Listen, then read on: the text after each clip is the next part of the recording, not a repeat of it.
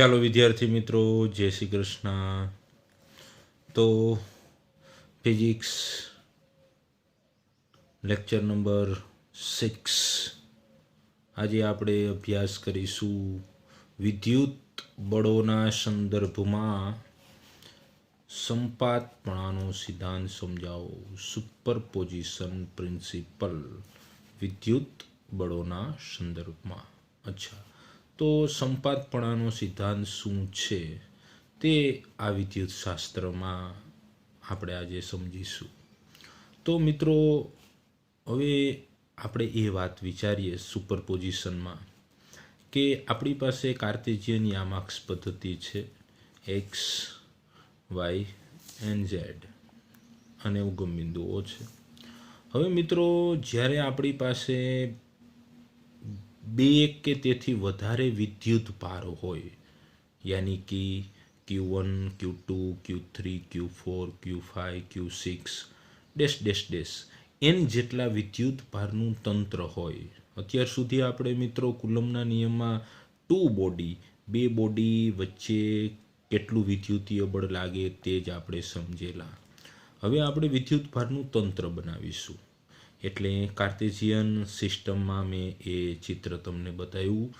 Q1 બિંદુવત વિદ્યુત ભાર, Q2 second બિંદુવત વિદ્યુત ભારિત પદાર્થ, Q3 થર્ડ વિદ્યુત ભારિત પદાર્થ. આ રીતે તમે બે કે તેથી વધારે વિદ્યુત ભારિત પદાર્થ લઈ શકો.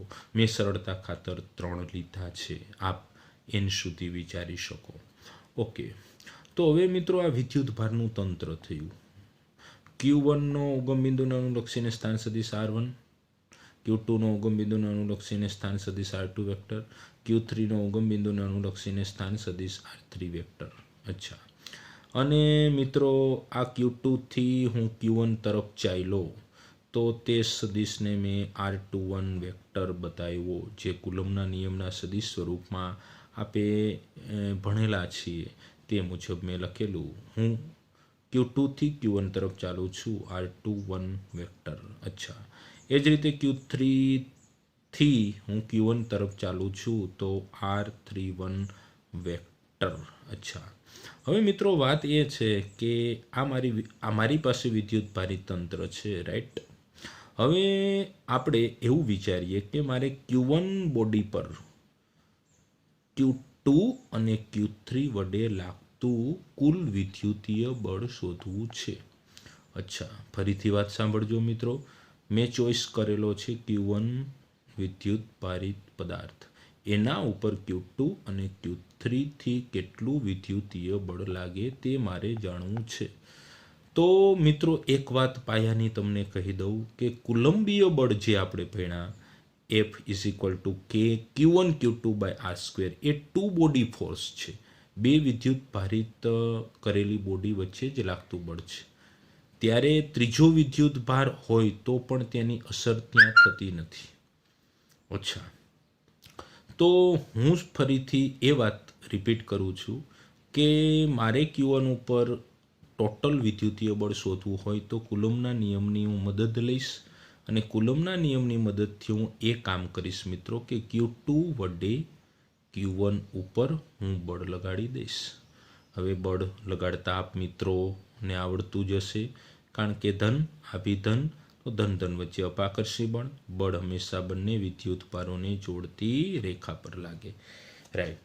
તો F1 2 વેક્ટર થયું. તે જ રીતે કુલમના નિયમ અનુસાર Q3 બોડી વડે Q1 પર લાગતું વિદ્યુતીય બળ F13 વેક્ટર, રાઈટ દોસ્તો. અચ્છા, તો આ મેં Q1 સિવાયના જે Q2 અને Q3 વિદ્યુત ભારિત કરેલા પોઈન્ટ હતા તેના વડે મેં બળ બતાવ્યું. ઓકે, હવે મિત્રો મારે એનું કુલ બળ જોતું હોય તો આ F13 વેક્ટર છે. તો ઇધર મેને F13 વેક્ટર એટલા જ મૂલ્યનો સદિશ મેં અહીં દોરેલો, F12 સદિશ છે એટલા જ મૂલ્યનો સદિશ મેં ઇધર પ્રેઝન્ટ કિયા હૈ.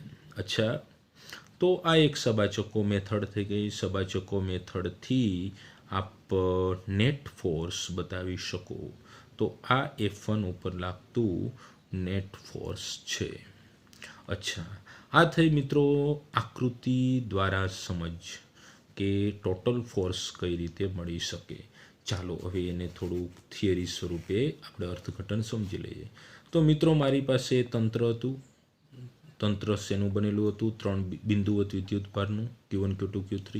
Q1નો સ્થાન સદિશ ઉગમ બિંદુને અનુલક્ષીને R1 વેક્ટર, Q2નો R2 વેક્ટર, Q3નો R3 વેક્ટર. અચ્છા, હવે મિત્રો F13 અને F12 હવે એનો પરિચય તમે જ આપી શકો. આને આપણે બોલીએ તો Q2 વડે Q1 પર લાગતું બળ અને Q3 વડે Q1 પર લાગતું બળ. અચ્છા, હવે મારે ટોટલ ફોર્સ જોઈએ છે સંપાતપણાના સિદ્ધાંત અનુસાર. તો સંપાતપણાનો સિદ્ધાંત શું કે સરળ ભાષામાં આપણે એને સમજી લઈએ કે જ્યારે કોઈ વિદ્યુત ભાર પર એટલે મિત્રો આ વાક્ય આપણે સમજીએ તો Q1 ઉપર મારે વિદ્યુતીય બળ જોઈએ છે. એટલે કોઈ એક વિદ્યુત ભાર પર એક કરતાં વધારે કુલમ બળો લાગતા હોય.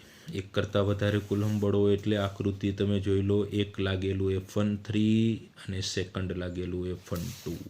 કુલમ બળો લાગતા હોય ત્યારે તે ક્ષણે તેની ઉપરનું પરિણામી કુલમ બળ એટલે કે વિદ્યુતીય બળ એ દરેક સ્વતંત્ર કુલમ બળના સદિશ સરવાળા જેટલું હોય છે. ઓકે, તો એનો અર્થ એ છે કે કોઈ એક વિદ્યુત ભાર પર જે ક્ષણે જેટલા વિદ્યુતીય બળ લાગતા હોય એ વિદ્યુતીય બળનો તમે જો સદિશ સરવાળો કરી નાખો તો તે કણ પર લાગતું તમને ટોટલ વિદ્યુતીય બળ મળશે. સરળ ભાષામાં આપ સમજી ગયા. હવે મિત્રો વાતને આગળ વધારીએ તો Q1 વિદ્યુત ભાર પર Q2 અને Q3 વડે લાગતા બળો આ રીતે રજૂ કરી શકાય. તો કુલમના નિયમ અનુસાર મિત્રો F12 વેક્ટર Q2 વડે Q1 પર લાગતું વિદ્યુતીય બળ ઇઝ ઇક્વલ ટુ સદિશ સ્વરૂપ આપણે સમજેલા મિત્રો કે Q1 Q2 અપોન ધ્યાન આપીશું 1 2 છે. તો એને એકમ સદિશની ભાષામાં આપણે કુલમના સદિશના નિયમમાં જોયેલું 1 2 તો R21 square into R21 vector.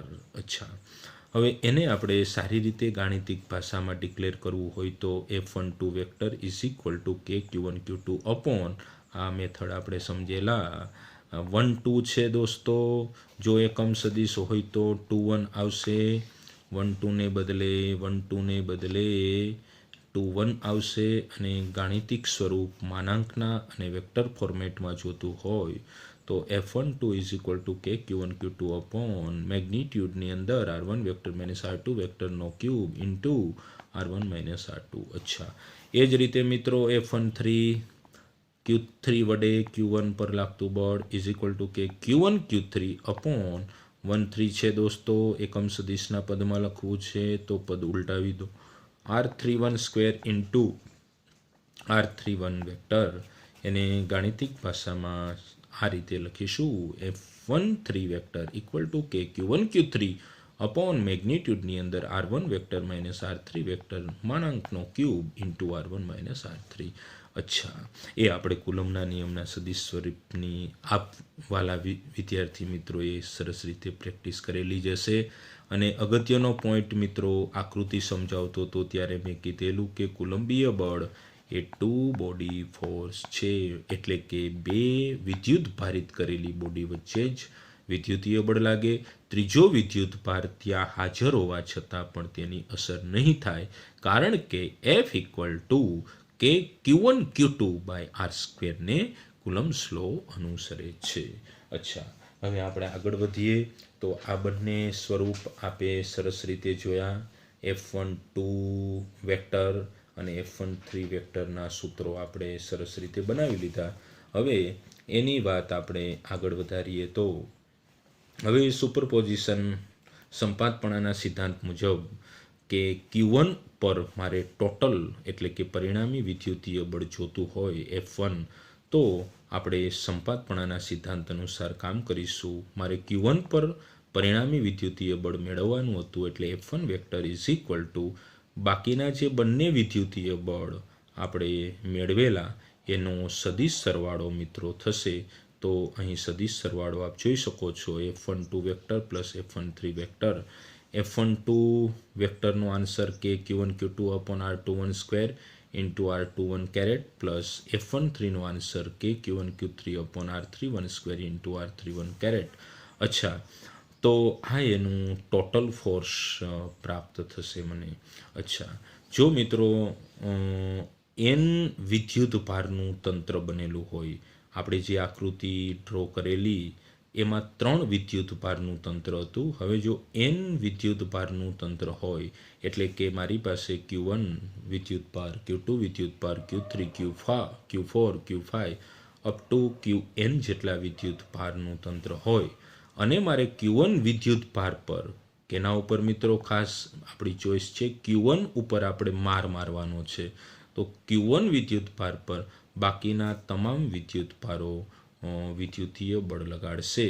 તો સુપરપોઝિશન સંપાતપણાના સિદ્ધાંત મુજબ એ Q1 પર પરિણામી બળ આ મુજબ ડિક્લેર થશે, F1 vector is equal to સંપાતપણાના સિદ્ધાંત અનુસાર બધા જ બળોનો મિત્રો કેવો સરવાળો, સદિશ સરવાળો કરી શકાય. અચ્છા ભાઈ, F12 વેક્ટર એટલે હવે તમે આને બોલી શકો છો, છતાં એક વખત રિપીટ કરું, Q2 વડે Q1 પર લાગતું બળ વત્તા Q3 વડે Q1 પર લાગતું બળ પ્લસ 4 વડે Q1 પર લાગતું બળ, એ જ રીતે Qn એનમાં વિદ્યુત ભાર વડે Q1 પર લાગતું બળ.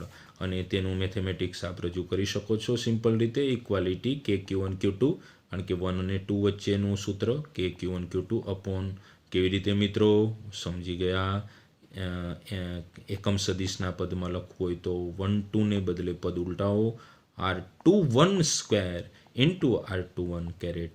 એ જ રીતે F13 આપ લખી શકશો, એ જ રીતે F14 ડેશ ડેશ ડેશ કરી અને F1n ને આપ લખી શકશો. અચ્છા, તો ઉપરોક્ત પદમાં મિત્રો ખાસ તમે જોઈ શકો KQ1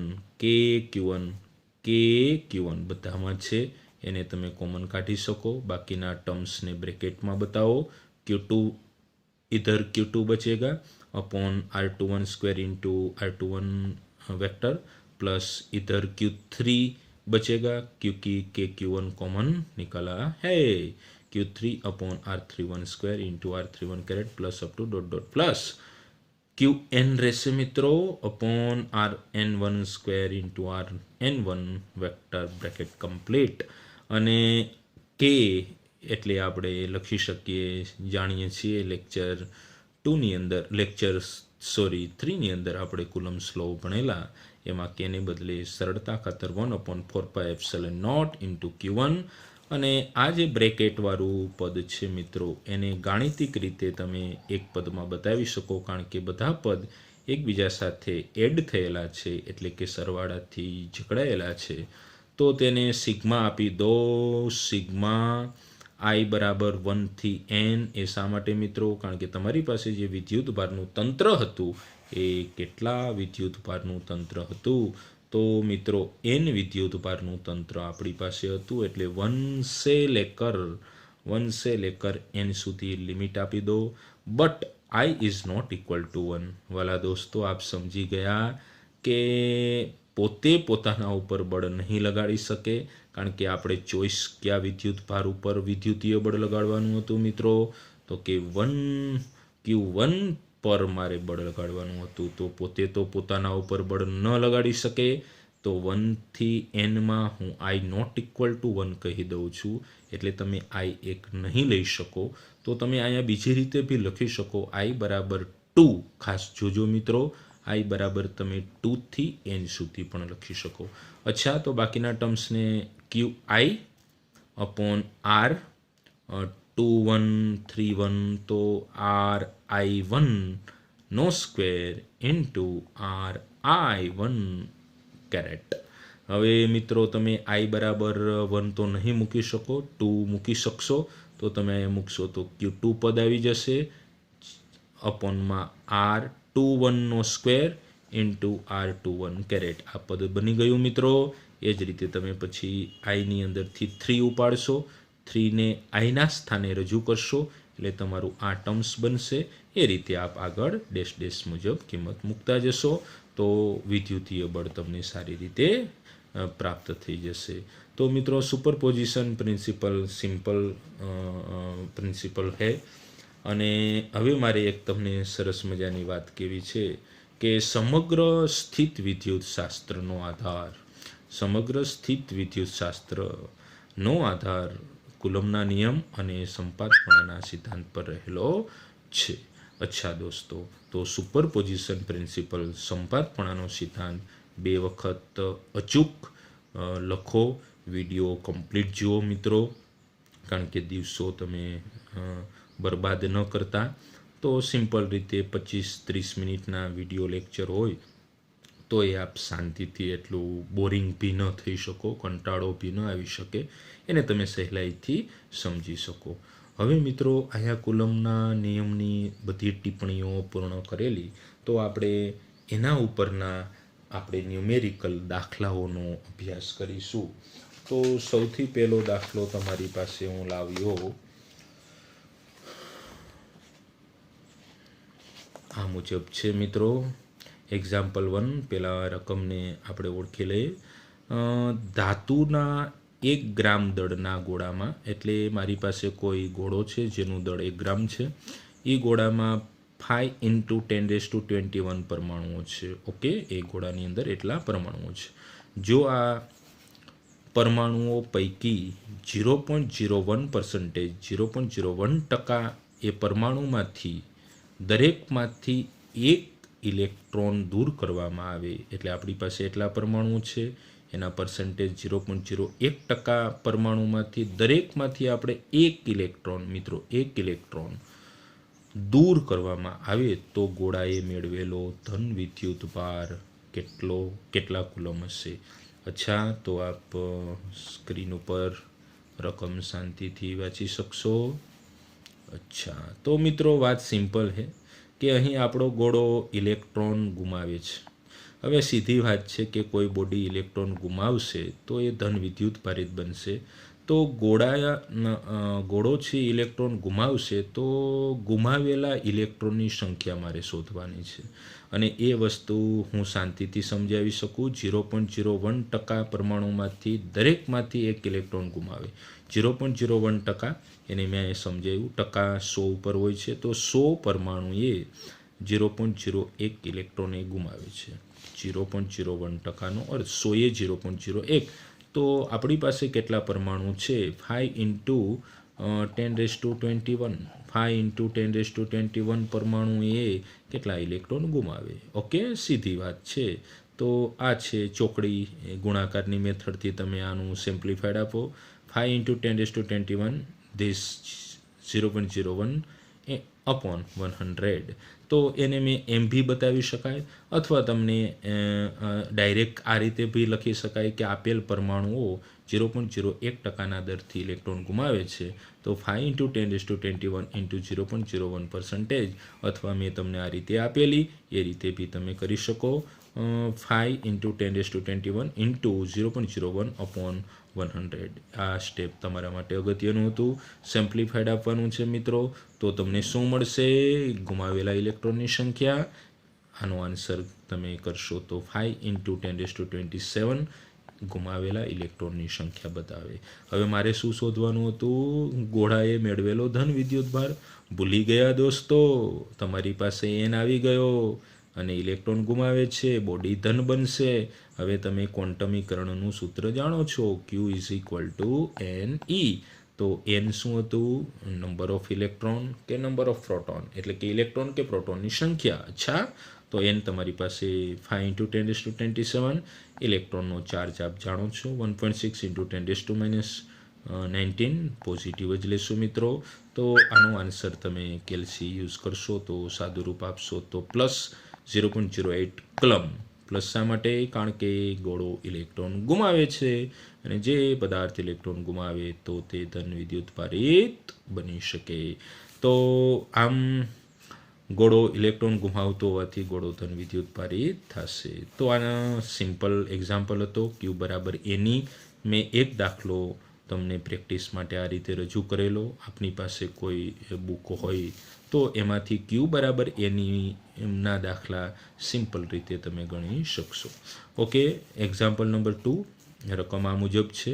એકબીજાથી ડી અંતરે રાખેલા બે વિદ્યુત ભારો વચ્ચે રહેલું વિદ્યુતીય બળ F છે દોસ્તો. તો આ સિમ્પલ વસ્તુ છે કે મારી પાસે કોઈ બે વિદ્યુત ભારિત બોડી છે અને તેની વચ્ચે અંતર D છે, તો તેની વચ્ચે F જેટલું બળ લાગે છે. ઓકે, આ ચિત્ર તમે મનમાં બનાવી શકો કે બે બોડી છે જેના ઉપર વિદ્યુત ભાર છે અને તેની વચ્ચે D જેટલું અંતર છે. હવે તેમની વચ્ચે બે વિદ્યુત ભારની વચ્ચે D/2 જાડાઈની તાંબાની પ્લેટ દાખલ કરતાં તેમની વચ્ચે અસરકારક વિદ્યુતીય બળ કેટલું હશે. વાત એ છે મિત્રો કે હવે બે વિદ્યુત ભારિત બોડી વચ્ચે તાંબાની પ્લેટ આપણે દાખલ કરવાની છે. અને તાંબુ મીન્સ ધાતુ કહી શકાય, વાહક કહી શકાય. અને આગળના લેક્ચરોમાં વાત કરેલી છે કે કોઈ વાહક હોય અથવા તો ધાતુ હોય તો એનો ડાઇલેક્ટ્રિક અચળાંક ઇન્ફિનિટિવ છે. તો વાત તો રકમને સમજો તો સિમ્પલ છે કે બે વિદ્યુત ભારિત બોડી હતી તેમની વચ્ચે આપણે D/2 જાડાઈની જે તાંબાની પ્લેટ છે એની થિકનેસ છે મિત્રો D/2, તો તેની વચ્ચે હવે કેટલું વિદ્યુતીય બળ લાગે. તો આપણે આ સ્ટેપ સમજેલા, આપણે સૂત્ર બી જોયેલું, આગળના લેક્ચરો તમને કમ્પ્લીટ ક્લિયર હોવા જોઈએ કે FM માધ્યમમાં લાગતું વિદ્યુતીય બળ બરાબર F0/K છે. ઓકે, તો તેની વચ્ચે હવે તમે D/2 જાડાઈની પ્લેટ મૂકેલી અને ધાતુ K એટલે માધ્યમનો ડાઇલેક્ટ્રિક અચળાંક, ધાતુ માટે ડાઇલેક્ટ્રિક અચળાંક ઇન્ફિનિટિવ છે. કેની સ્થાને ઇન્ફિનિટિવ મૂકશો તો F0/ઇન્ફિનિટિવ કોઈના છેદમાં ઇન્ફિનિટિવ હોય તો એનો આન્સર 0 આવે છે. તો આ એનું એક્ઝામ્પલ હતો જે સૂત્ર આપણે થિયરીમાં જોયેલું કે FM બરાબર F0/K. અચ્છા, તો એટલી વસ્તુ આપ સરસ મજાની પ્રેક્ટિસ કરો મિત્રો. આગળ આપણે જે લેક્ચર આવશે એ લેક્ચરમાં આપણે ન્યુમેરિકલ જોશું. એટલે નમ્ર અપીલ બધા વિદ્યાર્થીઓને કે અત્યાર સુધીના લેક્ચર કમ્પ્લીટ જુઓ અને બને ત્યાં સુધી બધા સૂત્રોને યાદ કરી લો. કારણ કે આગળના લેક્ચરમાં હું આ બે દાખલા અત્યારે આપણે જોયા, આગળના લેક્ચરોમાં આપણે દાખલાઓની પ્રેક્ટિસ કરીશું. તો બધા મિત્રો એટલી થિયરી સારી રીતે લખે અને અચૂક સાંભળી લો કે જ્યારે આપણી સ્કૂલ ખુલશે ત્યારે ફિઝિક્સની અંદર મેં જે આ લેક્ચરો તમને અત્યારે આપું છું એનું હોમવર્ક હું 3 વખત તમારી બુકમાં જ્યારે સ્કૂલે આવશો ત્યારે ચેક કરીશ. 3 વખત મિત્રો, કારણ કે અત્યારે તમારી પાસે ઘણો સમય છે, આપ ઘરે બધા સુરક્ષિત છો, તો આપ 4 કલાક 5 કલાક જેટલી અનુકૂળ હોય એટલું બધા લેક્ચરો સાંભળી અને એનું હોમવર્ક શાંતિથી કરો. ફિઝિક્સની અંદર હું જ્યારે સ્કૂલે આવશો ત્યારે અચૂક 3 વખત આ બધું હોમવર્ક તમારી બુકમાં જોઈશ. ઓકે, તો આવજો. Thank you.